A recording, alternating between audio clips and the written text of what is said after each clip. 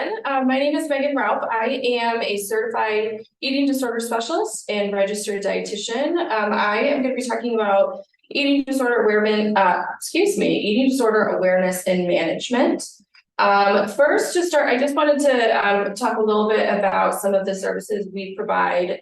I work for a company called Nutrition Braved. We are an outpatient nutrition practice. We all specialize in working with individuals who have eating disorders, disordered eating, struggling with chronic dieting, providing weekly support sessions, education sessions for those in the community.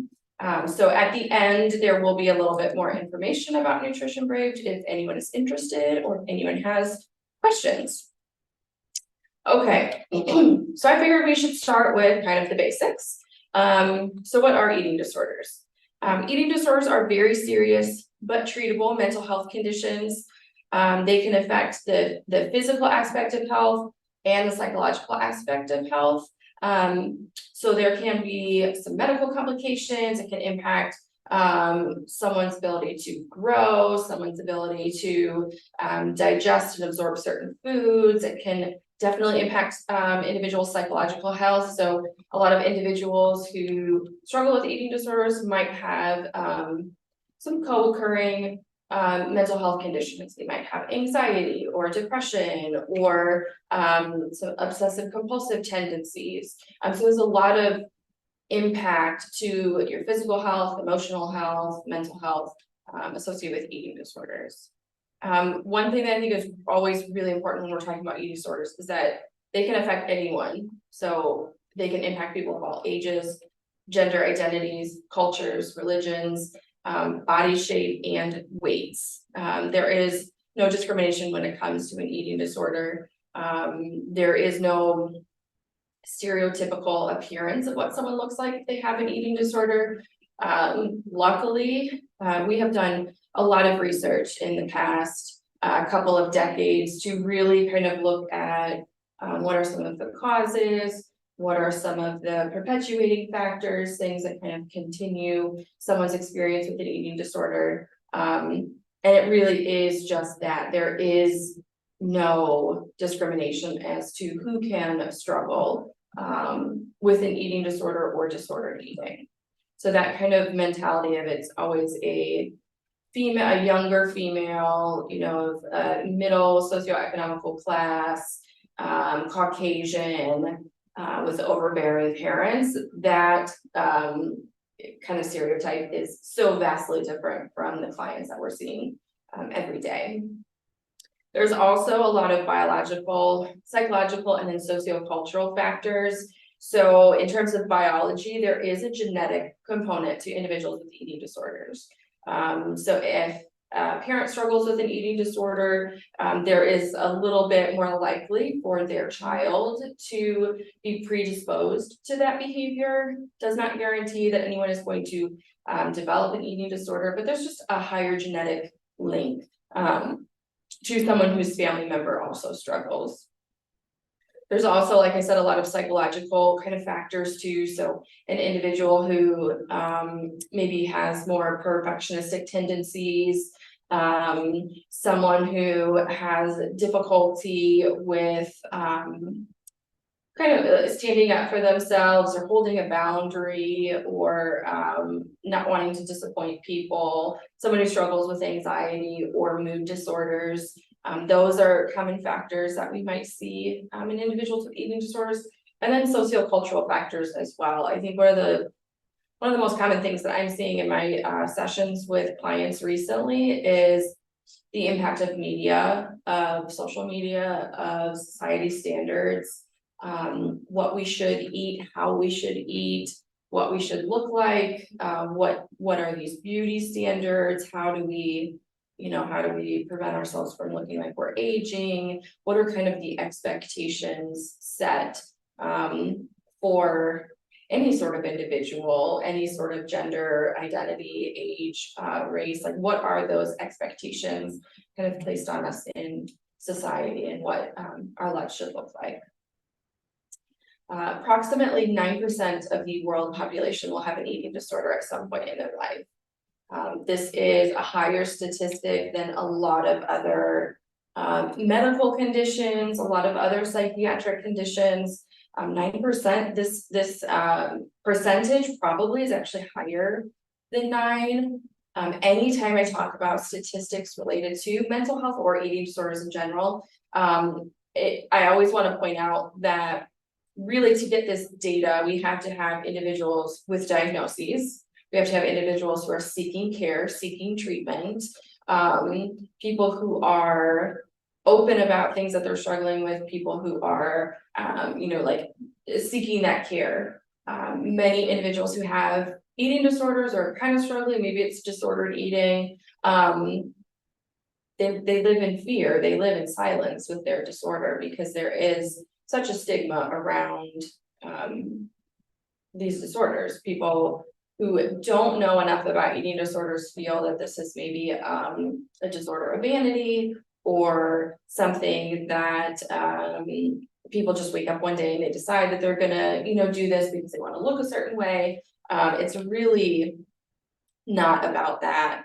It's more so, again, kind of all of these factors that can predispose someone to an eating disorder, but then it's kind of how do we control chaos? How do we have some semblance of like a grasp in our world if life feels like it's been turned upside down? One example that we've all lived in the past couple of years has been the COVID-19 pandemic that has really shifted a lot of people's perspective on, how nutrition can support their body, what they should do with nutrition, what they should do with movement. We've definitely seen an uptick in individuals struggling with eating disorders due to that.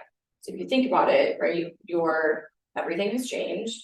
If you were in school, it went virtual, and then you couldn't go out and, have your connections to your social groups, or everything shut down. There was concern if we were even going to have certain food or toiletries available, right? So when you're living in a world where everything feels chaotic and out of control, what you put in your body, how you manage food, how you manage movement is something that individuals can control.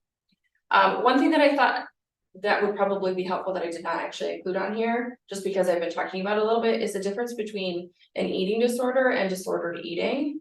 So moving forward, I'm going to talk about some of the specific eating disorder diagnoses and what makes that the diagnosis.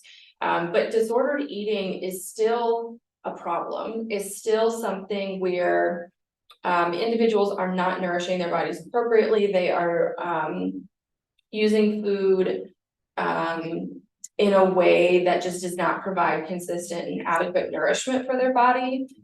But the disordered eating versus eating disorder, the difference really is if you are doing these things with food and it impacts your life, it impacts your mental health, it impacts your social interactions, that is more so meeting this criteria for an eating disorder. If you're doing these behaviors, but it does not always impact your life, or there's not a negative component to your mental health, or you're still kind of able to be involved in different things, that might be more so disordered eating. So there is a little bit of a difference there. But again, at Nutrition Braved, we work with individuals really kind of across the spectrum, just because any inappropriate relationship with food is going to impact your life and your body at some point. So I thought we should go through kind of looking at some of the main diagnosable eating disorders. Typically, when someone hears eating disorder, they think anorexia nervosa. This again kind of goes with that classic undernourished, underweight individual, extreme weight loss, but not everyone actually fits that mold. So I just want to be very clear, like those are not the only things that will identify someone with anorexia. And again, none of these disorders can be diagnosed strictly based on what a person looks like. But to be diagnosed with anorexia, so this is characterized by weight loss, or for individuals, maybe young kiddos who are in a period of growth in their life. It might not be weight loss, but it might just be lack of appropriate weight gain. So someone who is expected to continue to gain weight as they grow might kind of level off. So weight loss or this lack of weight gain, difficulty maintaining appropriate weight for height, age, and stature, a distorted body image, so a very inappropriate and unhealthy view of themselves, and then restriction of total calories, limited food intake. When I talk about distorted body image, because this is pretty prevalent in most eating disorders, I always describe it as someone like if you were to go to a like a carnival, right? And you see those fun house mirrors where maybe your head is like 6 feet long and your legs are 2 inches, right? Someone with an eating disorder often has this lens that is what they view their body. So even though an individual might look at someone else and be like, absolutely, your head is not 6 feet long, that individual's distortion and view of their own body really makes them believe that that is true. So in order to be officially diagnosed, there are certain criteria, obviously, that one has to meet for all of these different eating disorders. So the diagnostic criteria for anorexia nervosa, restriction of energy intake, so limited calorie intake, relative to the requirements that their body needs. So again, it's not a certain amount for each person, but it's looking at, are you limiting your intake enough that it is now impacting your physical body and leading to a significantly low body weight. Another criteria is this intense fear of gaining weight or of becoming fat despite their current presentation. So no matter what weight they present at, they have this intense fear of gaining weight. And then this disturbance in the way that they view their body, their shape, the way that it is experienced is a very disturbed perspective, like I said, kind of that fun house mirror, and then also denial of the seriousness of a current low body weight. So you might get an individual who presents at a very low body weight and they are just not able to recognize the severity of it, which can very much cause a lot of complications when we look at what course of treatment looks like. Okay, so what are some signs and symptoms? We could go through and talk a lot about physical signs, psychological signs, but I thought it would be a good idea to just kind of give an overview of this. So if you or someone you love or someone you know, if you're concerned about this, these could be some of the things that you might notice that could give an indication of an eating disorder. Again, you cannot just look at an individual and identify or diagnose. So some warning signs though for anorexia, there might be dramatic weight loss, frequent comments about body weight and shape. It could be about their body, it could be about other people's body. Refusal to eat certain foods, especially maybe certain foods that they used to eat. So we'll get a lot of individuals, parents are like, you used to eat X, Y, and Z. And now the client is saying like, absolutely not, I will not eat those, or I never liked those. There might be food rituals. So the way in which they eat their food is very specific and ritualistic. Avoiding mealtime or eating with others. I mentioned earlier, eating disorders often suffer in silence. So the more isolative you are, the more that you avoid eating around other people or avoid mealtime, it's less obvious if you are not consuming adequate nutrition. There is a strong need for control, inflexible thinking, rigidity. Again, this is something that individuals will use. Food is the tool to try to have some control over their life. So especially if their specific life or their situation feels very chaotic, out of control, this might be something that feels like it meets the need for that control. Physically, there are a lot of gastrointestinal complaints, so a lot of GI stuff. They might have stomach cramping, they might have issues with acid reflux, they might feel like they're always bloated or not really digesting food very well. There can be some abnormal lab findings as well. So if you go and you get your regular blood work done, there might be some abnormal electrolytes or cardiac function, so your heart function might be impacted. Dizziness, faintness, increase in feeling cold, so like inappropriate feeling cold, not when it's winter and it's freezing, right? Everyone is cold, but if it's fairly warm outside, or majority of people are not wearing coats, someone with anorexia might feel like they need to be bundled up to be really warm, or their extremities, so hands and their feet might be cold frequently. And then dry hair and skin is also associated with this. The last two are really something that we saw a lot, again, kind of increased in this COVID-19 pandemic. Poor wound healing. So if you have surgery, even if you just have, you know, like a abrasion, a cut, whatever, or if it's more serious, like I said, like surgery or some other injury or something like that, slower wound healing, and then impaired immune function. So individuals with anorexia are more likely to get sick, they're more likely to be sicker, and they're more likely to be sick longer than someone who is not struggling with this. Again, nutrition that you take in supports your body's immune system. It allows your body to fight off a cold and infection if you get it. If you have suppressed nutrition, your immune system is not going to work as well. Okay, the next type of eating disorder that I wanted to talk about, is bulimia nervosa. This is one of the big three, I guess, that we talked about in terms of eating disorder diagnosis.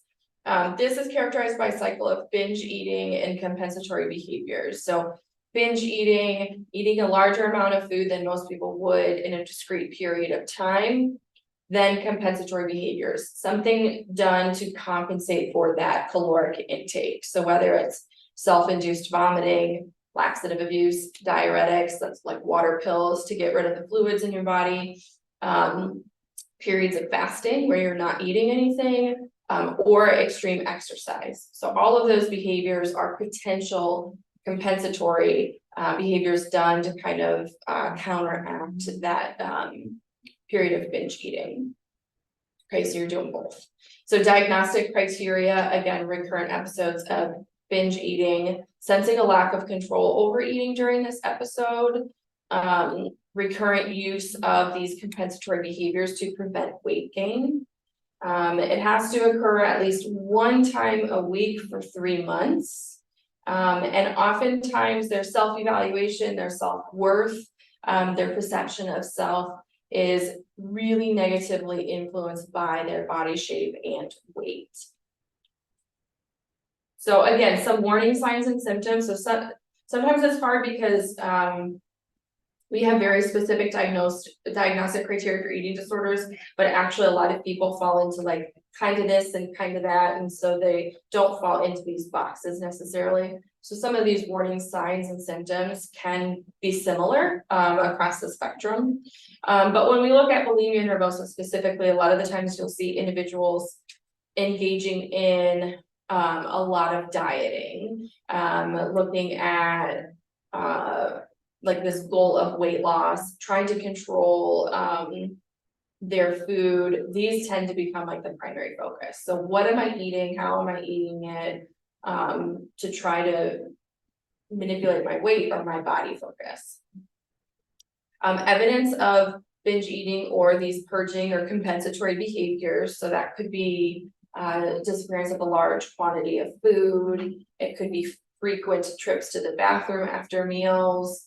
It could be finding wrappers or evidence of some of those like the laxatives or diet pills, diuretics, some sort of evidence of those things. Again, typically, well, a lot of the times this is going to be done in secret, in private. So it's not necessarily just going to be out in the open. A lot of the times there's going to be some attempt to kind of conceal this behavior.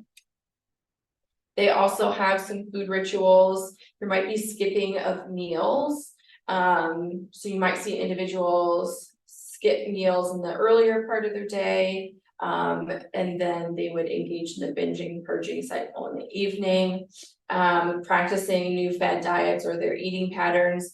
Again, this kind of goes back to dieting as one of their primary focuses. So all of the new nutrition fads, which there are constantly new things that are out there, just trying kind of all of the diets, all of the eating patterns, trying to cut out this or eating this kind of way. Again, this dieting, weight loss, control of food becomes that primary focus. Some physical complications that you might see, swelling of the cheeks or the jaw area. This is very specific to an individual who might, use a purging behavior of self-induced vomiting. We have salivary glands, right? And those get really swollen if they are overused. So that is something that we can see. Dental issues. So if you think about it, again, you're not taking in consistent nutrition. If something is coming up, you might have issues with cavities, you might need a lot of dental work, you might need root canals, you might have issues with gum. Oftentimes, dentists can be a really good medical provider to kind of give an idea if there is something going on. I don't know, I feel like they're often not ones that are thought about as like identifying some concern, but we always say like what happens in our mouth usually is a good indication of like what's going on internally. And dental issues, specifically with bulimia, but really kind of across the spectrum, are things that can give us a good indication as to something maybe is not right with their nutrition. Again, some of the stomach cramps, GI complaints, again, with individuals with bulimia, they're taking in this food and then they're getting rid of it somehow, whether, again, self-induced vomiting, laxatives, exercise, fasting, whatever it may be. So no matter what, we're not really taking food in, allowing our body to digest it, absorb it, and then kind of move on, and then taking more food in. So there's a lot of GI complaints, stomach cramps, bloating, again, just issues with digestion and tolerance of food. I see a lot of individuals that maybe were never lactose intolerant, or they can't tolerate the carbohydrate in milk products. But then now in their eating disorder, they can't tolerate that anymore. So you kind of create this environment where your body can't digest certain things, and that causes complications. Difficulty concentrating, so people's focus or lack of focus. So we might see individuals struggling at school, at work, even if you're like reading, right? You read a book and you're reading the same thing over and over again because it's just like not sinking in. So difficulty concentrating, focus can be impacted, sleep problems. If you are really with anything, if your nutrition is not consistent, it can impact your body's ability to sleep, because as much as we want to think that our bodies work this like 9 to 5, right? Our bodies don't shut off. There's still a lot that's going on at night. So if you don't have that appropriate nutrition, you might have issues with sleeping, whether it's staying asleep, falling asleep in the beginning, waking up a lot. Muscle weakness is definitely something that we see. Anytime you are losing fluids in your body, that's where some of our electrolytes, which are basically those things that help our muscles contract and work effectively, it helps prevent like cramping in the muscles, things like that. You lose all of those when you lose fluids. So they're muscle weakness, muscle cramping, just not feeling like you have the energy like you used to. Those are all going to be some different warning signs.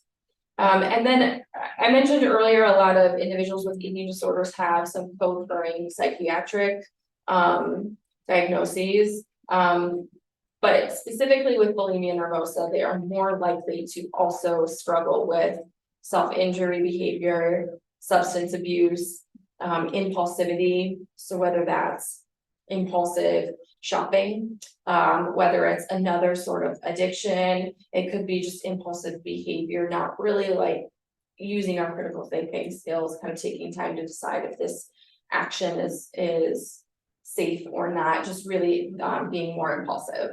So those are some things that are more commonly associated with bulimia, but again, you can kind of have them across the spectrum. Okay, binge eating disorder. This is the last of the big three, but we have more. Binge eating disorder, ironically, I don't even know if it's ironic, but unfortunately, let's say, was really just classified as an official eating disorder in this past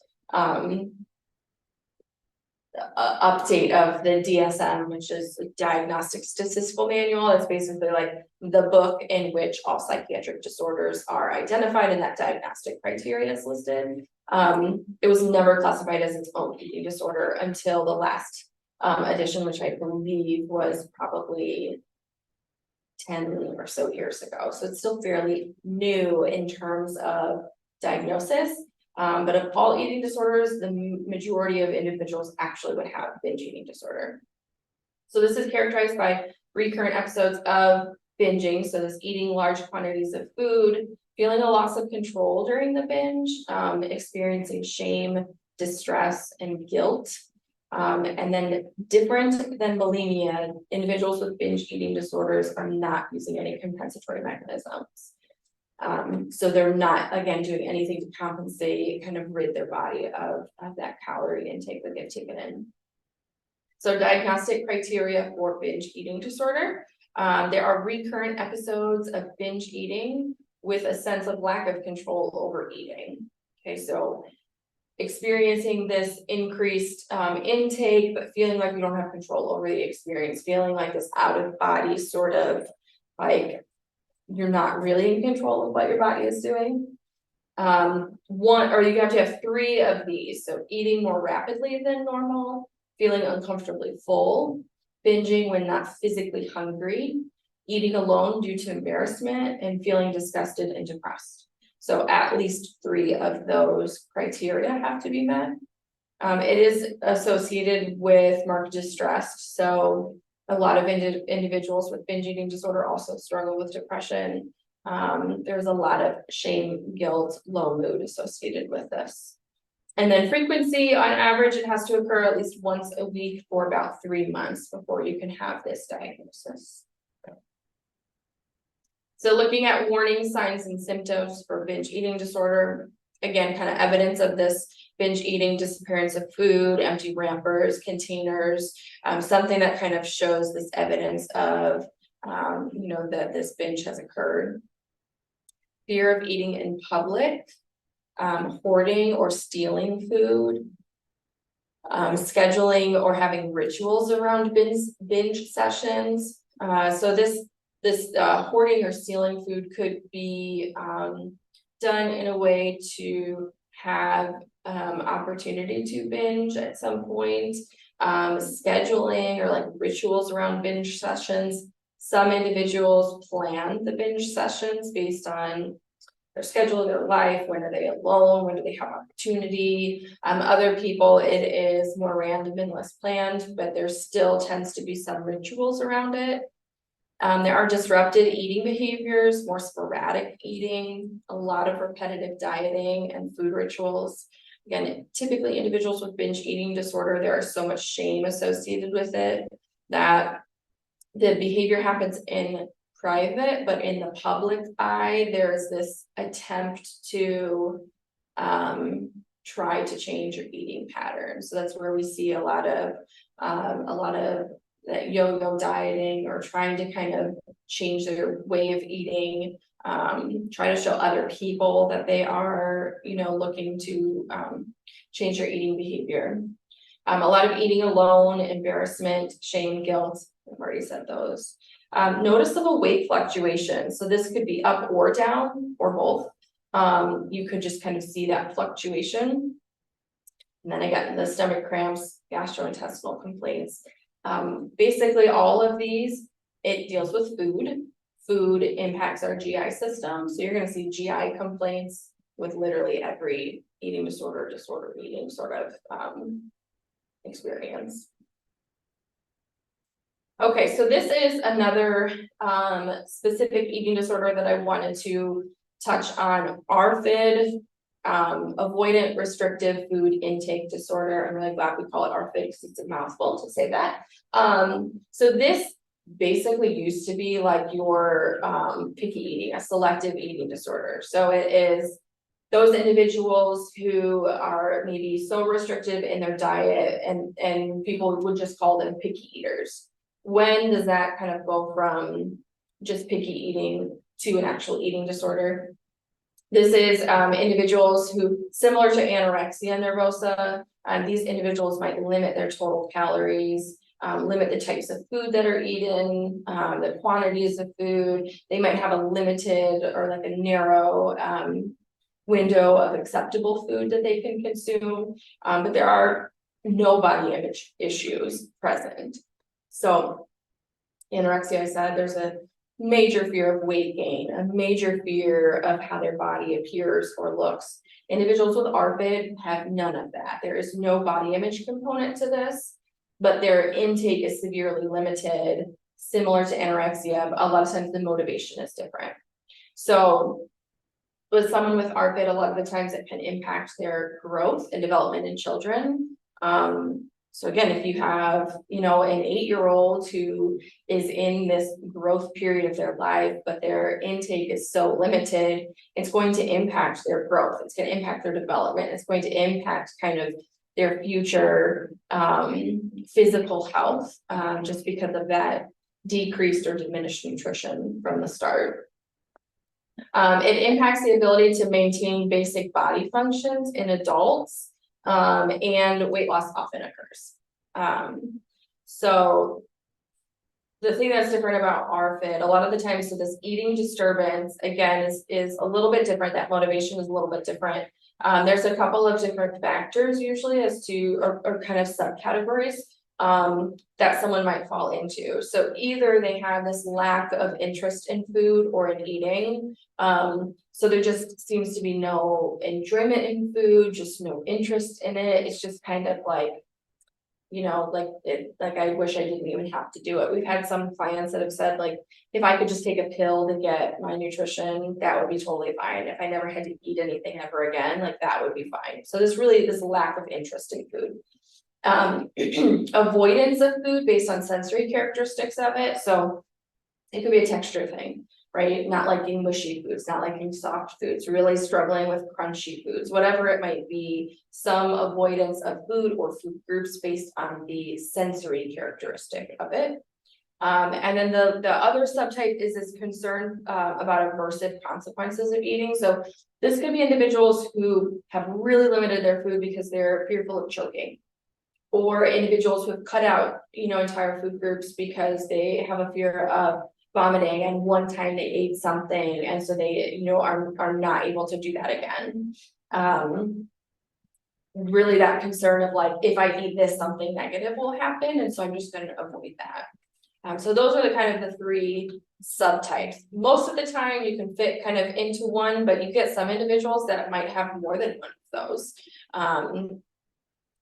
Some of the risk factors when it comes to ARFID specifically, autism spectrum disorders, there is a major overlap between individuals on the autism spectrum and individuals with ARFID.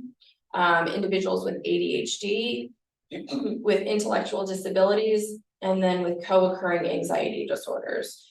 All of those 4 kind of comorbid psychiatric conditions are all risk factors to someone developing ARFID. The thing that's interesting, I guess, about ARFID is that the treatment is very different than maybe one of the other eating disorders, especially if that individual has just this lack of interest or this fear, of this aversive consequence. A lot more might be around exposure to the foods, having these like positive experiences with foods, recognizing the need for nutrition, even if you're not like super stoked about it. So just kind of providing some of that education around why we need to eat consistently.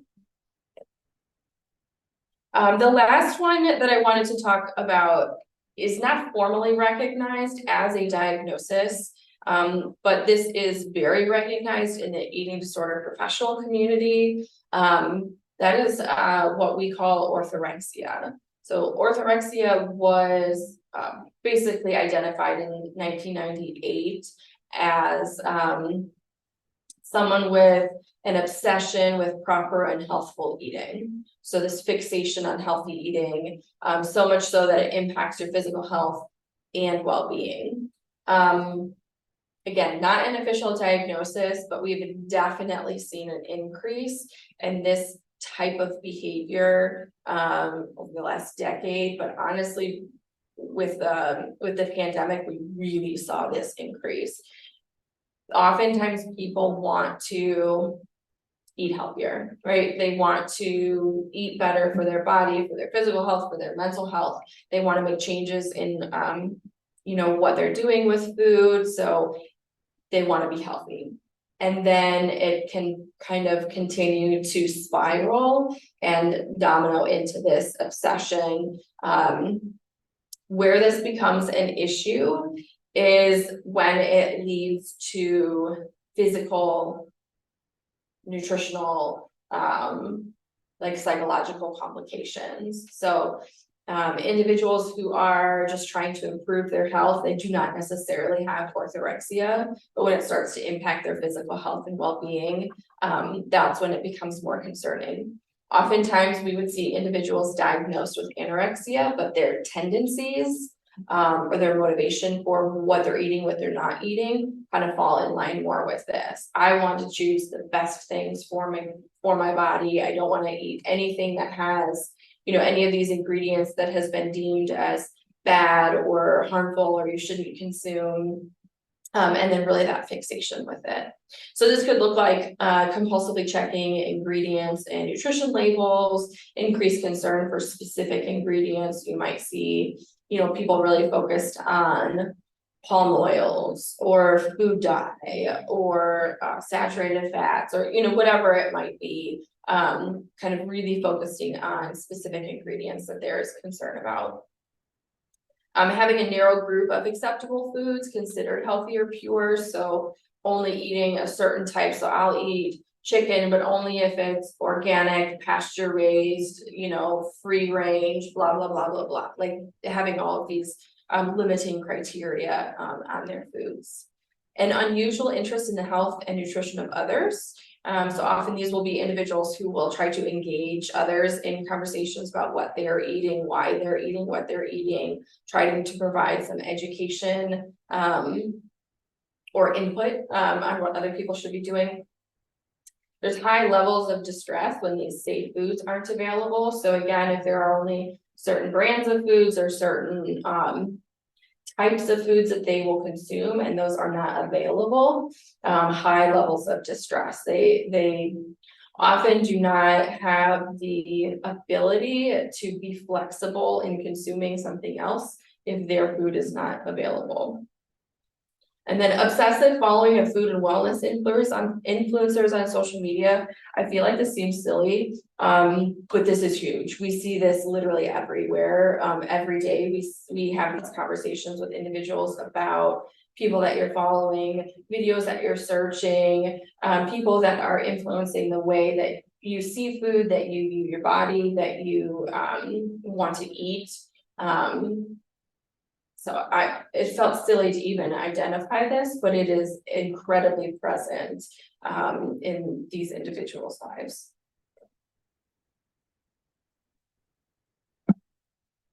Okay, so I wanted to share some statistics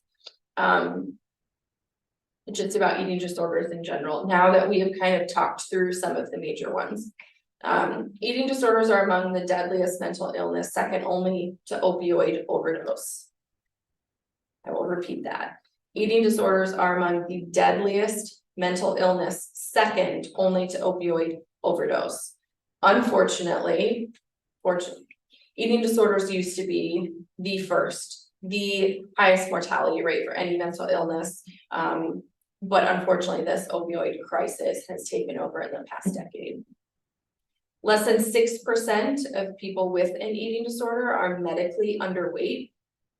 So again, that kind of thought of people have this specific view or image when you have an eating disorder. Actually, less than 6% of people with eating disorders are medically underweight. 28 to 74% of those at risk for eating disorders is genetically linked. So again, I was talking about that kind of from the beginning. So it's a pretty wide range, but 28 to 74% is genetically linked. 42% of first through third grade girls want to be thinner. First grade is like 6, so like 6 to 8 year olds, 42% of them want to be thinner. 91% of women on a specific college campus that the study was done admitted to dieting as an attempt to control their weight. Athletes are less likely to seek treatment for an eating disorder due to the stigma and sport-specific barriers.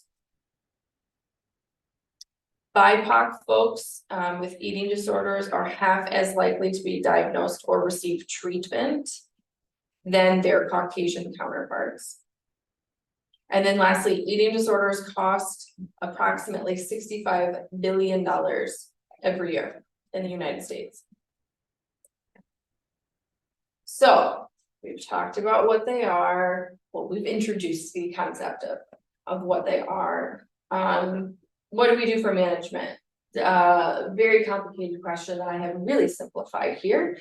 I wanted to focus specifically on the nutrition aspect of eating disorder management, but I want to be very clear, this is a multidisciplinary, multi-professional treatment approach. If someone has an eating disorder, it takes multiple individuals, multiple professionals, support people to really move forward and move into the space of recovery. So you have nutrition management, you have therapeutic management, where you like talk therapy sort of stuff, right? You have psychiatric management, where there could be medication involved. Then you have medical management. So again, we talked about a lot of those physical complications. There has to be some sort of medical management associated with this too. So for nutrition, kind of specifically, I guess just kind of across the board, a diagnosis is really the first step to receive adequate treatment, especially if we're talking about like insurance funded treatment. Really having a diagnosis is important. So any physician, psychiatric, like a psychiatrist, a medical doctor, a psychologist, anyone kind of in that realm can provide a diagnosis. Dietitians do not diagnose, so just putting that out there. But so getting that diagnosis is really helpful. The idea of management again involves nutrition and psychological counseling paired with this medical and psychiatric monitoring. So we're going to provide the nutrition support, the therapeutic support, monitor their psychiatric kind of stability, and then monitor their medical stability too. So again, it all kind of has to happen at the same time, because as I talked about, eating disorders really impact every aspect of life. So you can't just come at it from one perspective. So from the dietitian perspective, identifying, treating, resolving nutrition complications, much easier said than done. Again, it looks very simplistic right there. That is not really very simple. Talking to clients, talking to their family members or support system, their treatment team from higher levels of care, if they need to go into a program or something, figuring out what are their nutrition complications, what is their relationship with food like, how do we start to improve that. Providing education about what their nutrition needs are. So creating some sort of structured eating pattern, or talking about the importance of consistently eating, figuring out how to incorporate, enough of the right foods or the types of foods, or incorporating new things. What are your needs? What do foods provide your body? And how do we kind of support our body and its everyday functioning, healing process, all of those things. Providing a lot of education, that's a big part of my job. Incorporation of increased intake, variety of foods, and stability around eating patterns. So again, a lot of individuals might need to increase their intake. So having that discussion and figuring out what that course of treatment looks like. Adding in more variety, eating more than just a couple of items, or their, safe items, things like that. And then having some stable eating patterns. We don't want someone fasting during the day and then binging at night, or someone who is eating really sporadically or erratically. We want to try to have some consistency and stability. And then again, collaboration among the individual, their support systems, and then their other members of their treatment team. So just like I said at the beginning, like no one person can do this. It's very important that individual and their support people, so maybe it's parents, a partner, extended family, maybe it's peers, whoever they kind of identify as support person or persons. Really important for them to be included in this process too, because this is hard and this involves so many changes. So one individual person cannot do it on their own. So I wanted to kind of go through, here's a book, this is a book, 8 Keys to Recovery from an Eating Disorder by Carolyn Costin. It's very helpful in looking at kind of the steps that someone has to take to progress in their relationship with food, in their eating disorder recovery journey, just kind of in this whole process. So again, there's 8 keys. So the first key is motivation, patience, and hope. So the idea is like focusing on that this is a process. There are phases to recovery. This is a journey. It is not linear. You are not going to start and then finish. There are a lot of bumps along the road. There's a lot of lessons that we learning to kind of tolerate feelings, emotions, things that are done. The eating disorder often will be used to suppress feelings, to avoid feelings, to not experience emotions. So the first step is we have to start learning to tolerate things that we're feeling, and recognizing, again, this is a process. This is really an entire shift, because back from the beginning, it impacts, you know, your physical body, your psychological mind, your social interaction. So we're really looking at how does this whole thing impact your life and recognizing it as a process. Key number 2, your healthy self will heal your eating disorder self. So oftentimes we talk about like your healthy self versus your eating disorder self, or the voices, like that they will be kind of going at each other. Your healthy self will be there to support you and has these thoughts of like, I want to do this for my body, I want to heal it, I want to move forward. Whereas your eating disorder self, or that voice, kind of talks the opposite. So I feel like it's like the angel and devil, like on your shoulder sort of kind of metaphor. So in this key, it's really looking at what purpose has your eating disorder served, what has it provided for you, and how can your healthy self do the same. So if someone's eating disorder, stems from this feeling out of control, wanting to have some semblance of normalcy of control in their life, then how does your healthy self provide that for you so that your eating disorder isn't the one doing it? Key number 3, it is not about the food. This one is super important, and I will just say it is very hard to rationalize for a lot of individuals that it's really not about food. Food is the tool. Food is a tool used to cope with life stressors, with anxiety, with chaos, with the uncontrollable, right? So some individuals might use alcohol to do that, right? Some individuals might experience depression as kind of like that's the way their mind kind of copes with these things. Individuals with eating disorder use food, whether it is restricting the food, binging on food, whatever it might be. Food is the tool.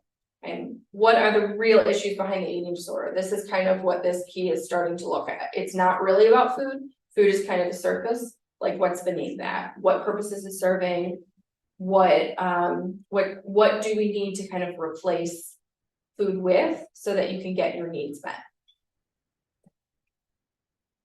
Key number 4 is feel your feelings, challenge your thoughts. So again, we have to be able to experience our emotions. We have to be able to tolerate those emotions, and we have to kind of challenge some of those thoughts. So again, that eating disorder thought, if you're looking at that funhouse mirror, right? If you have this distorted image of self because you feel like when you view yourself or think of yourself, your head is 6 feet long, how do we challenge that? How do we have a different perspective on these distorted, critical, automatic thoughts? How do we kind of create this new experience with our feelings and thoughts? This is confusing, but key number 5 is it is about the food.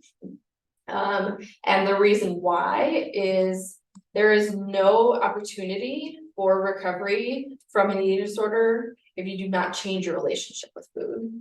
So while it's not about the food, food is the tool, you still have to engage with food. You have to experience food every single day. You have to work to change your relationship with food. You cannot recover from an eating disorder if you don't address food. I know that can be kind of confusing, but hopefully that kind of makes sense to some individuals. Key number 6, changing your behaviors. So we have to understand, what am I doing? Like, what is this behavior serving? What purpose is it serving?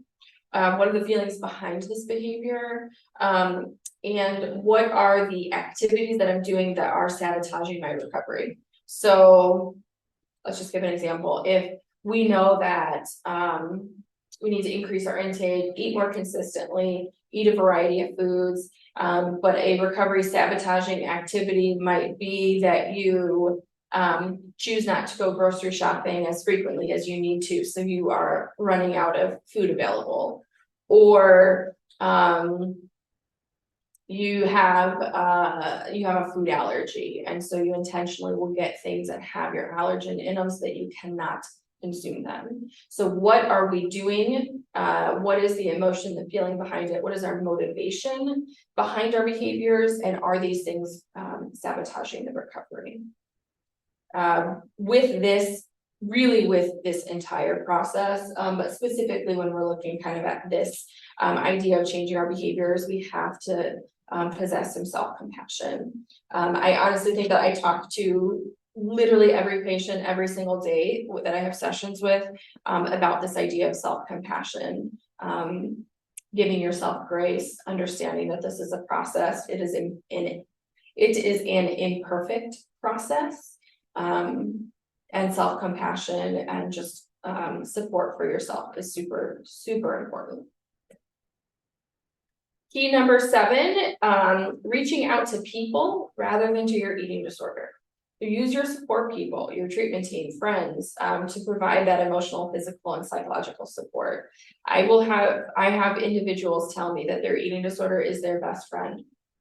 We have to create a new best friend. We have to get tangible people who support this process to be there to provide that. The eating disorder is never going to provide